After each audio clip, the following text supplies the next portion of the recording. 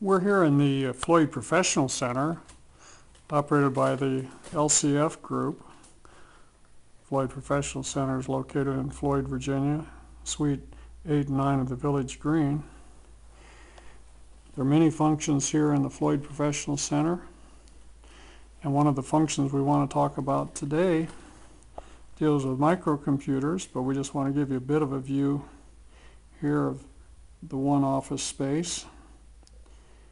See, we have some beautiful display cabinets built by St. Pierre, a fine furniture maker. But today we're going to talk about our micro museum, which is in this display case. And this is a microcomputer display. How we became involved in collecting microcomputers is quite an interesting story in itself. I taught at Virginia Tech. My name is David Larsen from 1967 until 1998. In 1971, the microprocessor chip was invented, and we were teaching digital electronics and started teaching about microcomputers and digital electronics. And we teamed up with Dr. Titus and Dr. John Titus, who received their PhDs in my department at Virginia Tech. And we started writing a series of books called the Blacksburg books you see over here, Blacksburg Continuing Education series, and the Bug books. We're going to talk more about that in another video, but I want to talk about this right now over here in this case.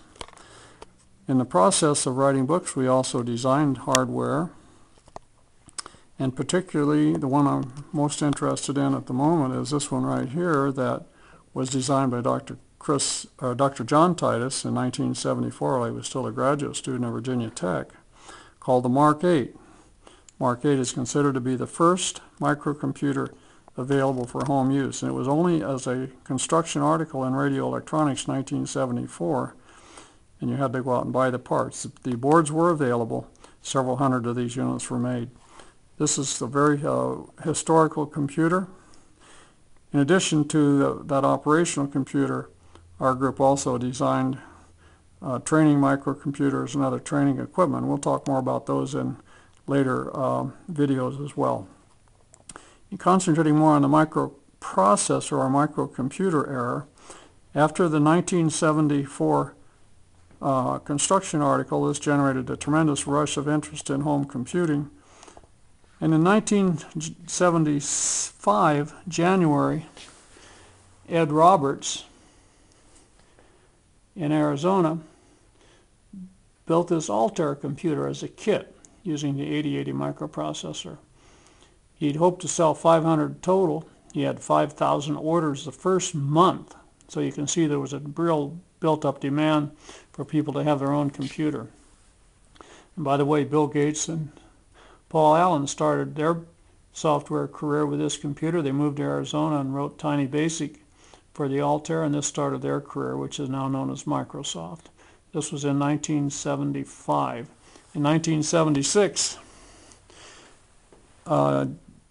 Steve Wozniak and Steve Jobs created the Apple I computer. Particularly, it was designed by Steve Wozniak, and they made 200 units.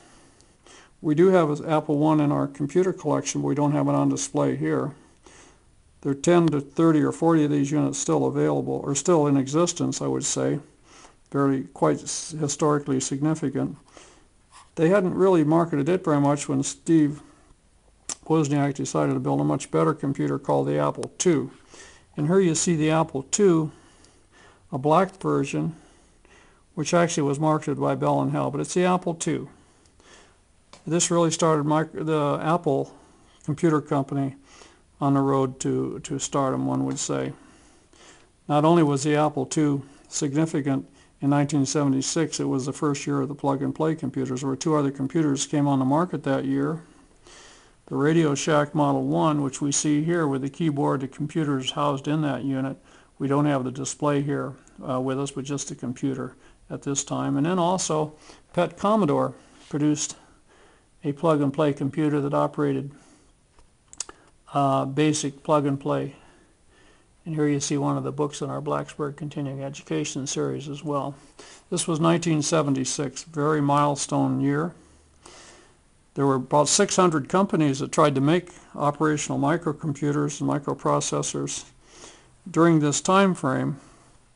And in 1981, IBM jumped into the game and designed in less than 1 year the IBM PC, which we see one of the first ones here, the IBM PC. And as you know, the IBM PC basically took over the microcomputer market, and virtually all microcomputers now are modeled after the architecture of the IBM PC. The only companies that basically survived were very few, Apple being one of them, and IBM, and a few other minor ones. And you can learn a lot more about these products and about the history of microcomputers by going to my website, the Microcomputermuseum.com, and also about the books at the BugBookComputerMuseum.com. You might also try microcomputerclub.com as well. This was an exciting era for us, working with the Titus brothers.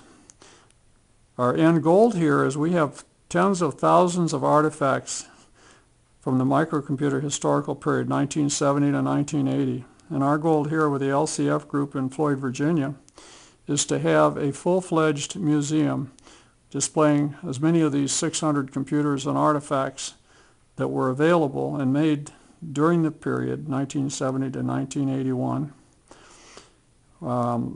It's an extremely important historical time for automation and the advent of microcomputers and home computing, and we want to have that here in Floyd, and we will do that one day. We're moving a step at a time.